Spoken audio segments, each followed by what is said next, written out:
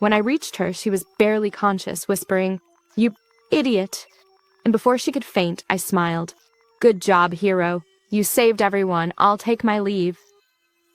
As I vanished, the internet broke out in rumors of villain and a hero caught in a love scandal. Well, I'll take that headline. Who apologizes and pays damages? The rise of Eclipse. She sighs, whispering, "Eclipse? What are you really planning?" She doesn't realize it yet, but this villain has already become the nation's newest obsession. Meet Haru Shin, third-year student, Yonhwa University. Pretty, polite, and perfectly ordinary, except she's secretly the nation's top hero, codenamed Starlight. By day, she's sipping mango smoothies and pretending to study. By night, she's punching meteors out of the sky. But between you and me, her attendance record is tragic. She's skipped orientation, festivals, every single party. Basically, if there's free food, Haru's missing it. That's the price of being a secret hero. Still, her life isn't too bad. Seoul only gets hit by terrorism once every 2 weeks. Totally peaceful. Now, as she stirs her drink, she can't stop thinking about one name, Eclipse.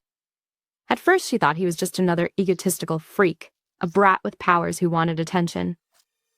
A look at me, I'm so dark type of villain, her least favorite kind. But then, she saw what he did. He took down his own followers, he apologized to hostages. He literally sent them money. Money? What kind of villain apologizes and refunds terrorism? Now Haru's confused. Is he evil or just morally complicated with a flair for drama?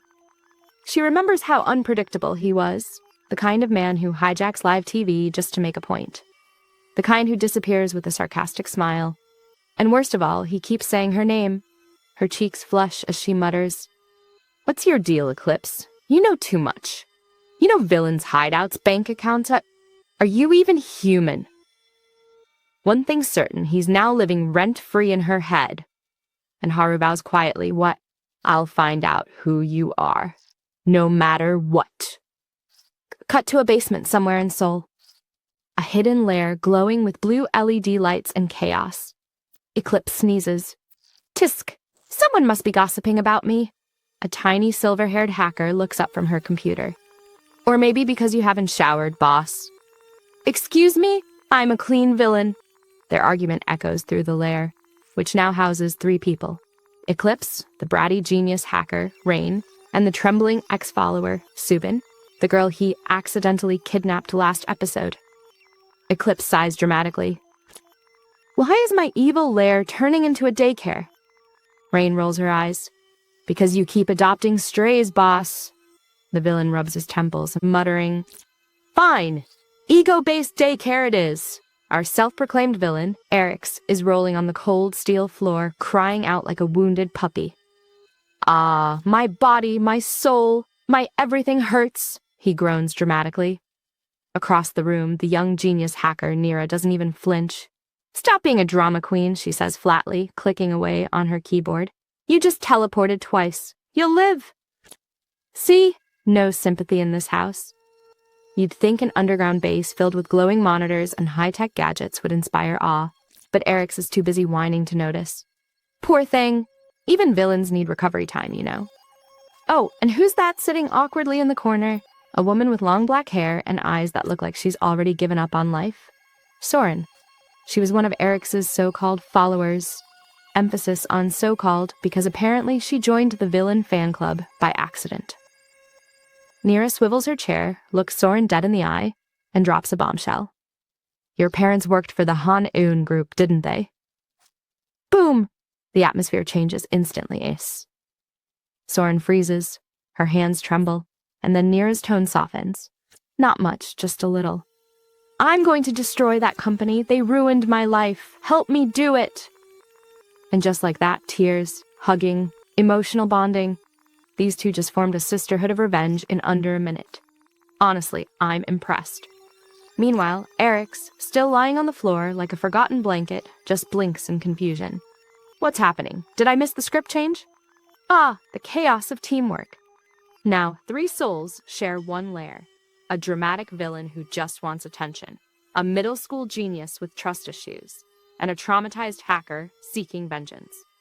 What could possibly go wrong? Beat. Everything, obviously. Our favorite over-the-top villain, Egostic, is back, this time staking out a luxurious white mansion. His target? An A-class villain known as Teleporter. The name says it all. The guy pops in and out of places like a glitching NPC, robbing banks for fun. Egostic sighs behind cover. Great, another fraud with mobility perks. Still, he knows he has to take this guy down before things spiral, like in the comic's future chapters. He taps his earpiece. Soyun, should we go in now? Her voice crackles through, equal parts genius and sass. Ha! Just follow the plan. Throw the tracker. Shoot him. Boom. Done. Egostic protests, mumbling something about spy movies and bumping shoulders. Saturn immediately cuts him off. Nope. My gadgets are faster than bullets. You just don't get science. Ouch. Ego damage too. Finally, he teleports straight into the mansion's living room and immediately locks eyes with his target. Both scream. Both panic. Both move at the same time. Egostic fires, the tracking device flies, and bam! Teleporter vanishes. Soyun yells in his ear, tracker's on him, go, go, go! Cue the teleport chase sequence through downtown Seoul. Egostic blinks into a crowded street, cape fluttering, citizens gasping. Wait, is that Egostic? Why is he out here? He ignores the attention, scanning the crowd until he spots the bleeding teleporter stumbling away. Victory feels close. Too close. But before he can finish the job, his rival disappears again. Egostic smirks. So you want to play tag? Fine, let's dance. Meanwhile, the Hero Association's phone lines light up. Yes, hello, Egostic just appeared downtown again. And just like that, chaos spreads faster than a trending hashtag. Oh ho! Seoul streets are in absolute chaos again, and guess who's trending at #1? That's right, #Egostic. Videos are everywhere. Is he filming a movie? Run away! Dark Hero Mango Stick, take me. The internet's having a collective meltdown while Egostic is, well, chasing a bleeding teleporting maniac across downtown. Our dear fugitive, teleporter Kim Hak-chul, is barely holding it together. Blood pouring, powers flickering, yet he still thinks, why me? I only robbed a few banks and killed a few people. Oh yes, poor misunderstood criminal. But behind him, Egostic's voice echoes like a stage actor mid-performance. A-class villain teleporter, trash goes in the trash can. He's practically narrating his own boss fight while the crowd films it all like a live concert. Finally, the chase ends. Teleporter collapses, begging for mercy. Egostic smirks under his mask, then dramatically turns to the crowd. Everyone, this garbage stole billions and killed 4 innocent people. Should we spare him? The crowd screams back, kill him! And in the most ironic twist ever, the villain gets a standing ovation for murdering another villain. Bang. One shot. The applause erupts, cameras roll, and Egostic bows like a star after a theater show. Then reality hits him. Wait, why are they clapping? I'm literally a villain. He even teases the crowd. What if I shoot you all next? They freeze. He laughs. Kidding. I only kill bad guys with advance notice. Ah, yes, the gentleman villain himself. Chaotic, but with ethics. Just as he's about to leave, tired and smug, a familiar voice thunders from above. Egostic. He looks up. Golden hair. Hero Aura Stardust. Egostic sighs. Wait, why are you here again? Cue dramatic zoom, crowd gasps, and a cliffhanger fit for prime time. Ah, the sweet sound of chaos in the city. Our beloved menace, Egostic, just finished turning one A-class villain into confetti, and who decides to make a dramatic entrance? Stardust! The nation's golden girl glowing like justice itself, and glaring like she's ready to vaporize someone. Egostic looks up like a fan meeting his idol in real life. Stardust? Yes, darling, she's here, red latex, sweat glistening, pure fury. He's practically swooning, meanwhile she's about 2 seconds away from throwing hands midair. But Egostic, being the theatrical trash king that he is, starts arguing philosophy in the middle of a crime scene. Oh, I just did what heroes should have done! I'm cleaning up the trash! And Stardust nearly explodes. Her forehead veins could power a small city. And then, the crowd turns on her. Why is she scolding him? He just helped. Excuse me? Hello? Did y'all forget he's literally a villain? Suddenly, everyone's defending Agostic like he's some misunderstood sweetheart. Humanity.exe has stopped working. Realizing things are spiraling, Agostic tries damage control. Oh, I'll keep doing bad things. Don't worry, I'm still evil. Haha. And then Poofman teleports away mid-PR disaster. Cut to home base. Poor guy collapses like a drained phone battery. Seowon and Subin rush in, dragging him to his recovery pod, whining the whole way. And the moment he's finally out cold, the internet's already voting. Do you prefer the sexy villain Mango Stick or that stuck-up Stardust? Guess who's winning? Spoiler, not the heroine. Congratulations, Agostic. Oh, you've officially become the people's favorite friendly villain. Somewhere out there, Stardust is screaming into her pillow. Oh dear, citizens of chaos, our favorite villain, Agostic, is facing a crisis. He's become too loved. Yes, you heard me right. The man who blew up ships and shot criminals is now trending as Korea's favorite hero. The internet's on fire with comments like, Agostic's better than Stardust. Recruit Mango Stick as a hero. Ah yes, truly, the moral collapse of society served with a side of memes. Meanwhile, poor Stardust is getting roasted alive in comment sections. One fan even said, she's only got her face going for her. Oof. Justice may be blind, but the internet? It's just cruel. Cut to Agostic, staring at his own fan cafe with horror. Thousands of members worshipping him like he's some K-pop star. He's like, this isn't what I wanted. He wanted to raise Stardust's popularity. Instead, he accidentally tanked her reputation and became the country's new icon. Truly, the path to villainy is paved with good PR. Anyway, our overdramatic king decides enough is enough. If people won't hate him naturally, he'll give them a reason. He slams the desk, grabs his mic, and declares, time to remind everyone what a real villain looks like. Seowon just sighs in the background, already regretting life choices. And Subin, she's peeling apples like nothing's wrong, because living with Agostic means chaos is the default. Then breaking news! He's live on every screen again, standing on a windy bridge like a drama protagonist. Long time no see, my fellow citizens. Your likable villain, Agostic, has returned. Oh, he's smiling now. But something tells me this time, the show won't end with applause. Poor Stardust, the nation's golden hero. Can't even scroll her phone without being roasted alive. Everywhere she looks, forums, comments, social media, it's all the same. What has Stardust even done? Excuse me? She's literally saving people between college assignments and panic attacks. But no! Ever since Agostic showed up, the public's logic has gone on vacation. He blows up one ship, defeats a terrorist, kills another villain, and somehow, everyone treats him like a celebrity. Now there's fan cafes, merch, hashtags. Meanwhile, Stardust, getting blamed for doing her job right. Even the Hero Association's smiling about it. Thanks to Agostic, things are calmer lately. Girl, I'd quit too if my coworkers thanked a terrorist for lowering crime rates. She sits there, drinking a mango frappe, wondering what cosmic joke she's living in until the phone rings. Stardust, turn on the TV! Agostic's back and he called you out again. And just like that, she's up. No more sighing, no more pity party. Time to work. Cut to Agostic standing on a cliff, broadcasting himself live to the entire country, like a drama villain with Wi-Fi. Hello, my fellow citizens. It's your likable villain, Agostic. He laughs, bows, monologues. You know, the usual while reading the chat in real time. And the comments? Utter chaos. Mango stick, mango stick, mango stick, what? Is this a fan event? Even he's regretting opening the live chat mid-terrorism. Then his voice drops. The air turns heavy. I think you've all forgotten something. I'm not a hero, I'm a villain. And to prove it, he unveils his latest project. On the train tracks below 5 people tied on one side, 1 person on the other, and a single lever that decides who lives. The legendary trolley dilemma live on TV. So, Stardust, he says calmly, come here. Let's see your moral judgment. Millions watch, the chat's going wild, and Stardust rushing through the sky again, probably wondering how her life turned into a live philosophy class. Terrorism. Sounds easy, right? Throw a bomb, cause chaos, cue the screaming.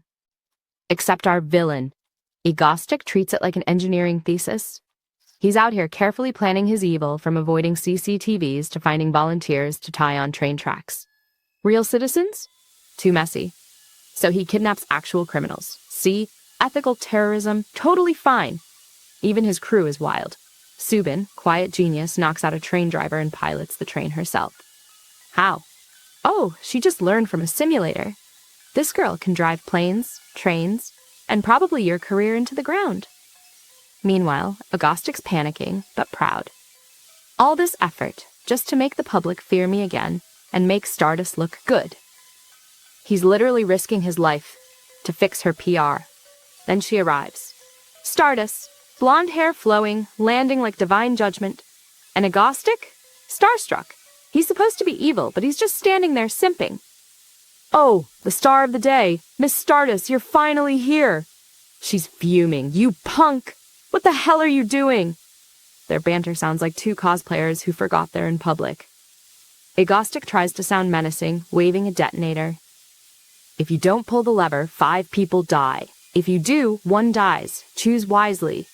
Meanwhile, the live stream chat is chaos, mango stick supremacy. She's just jealous of Agostic. And somewhere in the corner, someone's spamming, "Release Kim Sun-woo." Stardust stands there, jaw clenched, the train roaring closer. Everyone expects her to pull the lever. But the Stardust we know, she doesn't play by that game. Instead, she charges headfirst toward the train. Agostic's team panics, thinking she's lost it. But he knows she's not here to hurt anyone. She's going to stop the train herself. And as the metal beast races forward, he screams into the mic. No way! Stardust doing a hero's choice and a villain's chaos. Both ready to crash head on. The train roared down the tracks like an iron beast, and she ran straight toward it. Everyone watching thought the same thing. She's gone mad! But not me. I believed in her. Down below, I, Lucienne, self-proclaimed villain extraordinaire, was shouting like a maniac. Wait! Era, stop! You'll be crushed! The chat was exploding with chaos. She's crazy! That train's going 140. Bro, this villain looks more panicked than the hero. They weren't wrong. I was panicking, and also a little thrilled, because this was my plan. Not for her to die, never that. I wanted to push Era, the righteous heroine, past her limits. The stronger her suffering, the stronger she becomes. That's the cruel truth of this world. And if someone's going to make her suffer, better it be me, the one who'll never truly let her fall. Then it happened. A deafening crash. Dust swallowed the world. And when it cleared, she was standing. Bruised, trembling, but standing. The crowd went wild. Era! Era! Era! No casualties again. This villain's insane. Even I couldn't hide my grin. Yes, oh no, how tragic. When I reached her, she was barely conscious, whispering, "You idiot." And before she could faint, I smiled. Good job, hero. You saved everyone. I'll take my leave. As I vanished, the internet broke out in rumors a villain and a hero caught in a love scandal. Well, I'll take that headline. So picture this. Lucian, our ever-dramatic villain, builds a moral test straight out of philosophy class. A classic trolley dilemma, 5 lives on one track, 1 on the other. Most people panic. But Era, she doesn't pull the lever. She stops the train with her bare hands. The entire country goes wild. The internet crashes. Heroes cheer, villains sulk, and Lucian? He's absolutely losing his mind behind the camera. Not because the plan failed. Oh no, because it worked too well. Era's fame skyrockets. And for once, people are actually calling her a hero again. And just when Lucian thinks life can't get more ridiculous, a breaking news headline appears. Lucian Era, the forbidden love scandal. Cut to Lucian sitting on his couch, watching TV with a face that screams existential crisis. The hosts are analyzing his every move like it's a rom-com. Was his message written in blood? A confession? Did you see how gently he closed her eyes? Clearly, they're in love. Lucien's reaction? Throwing the remote at the screen, yelling, "What kind of nonsense?" Meanwhile, his tech partner Lyra is crying from laughter beside him.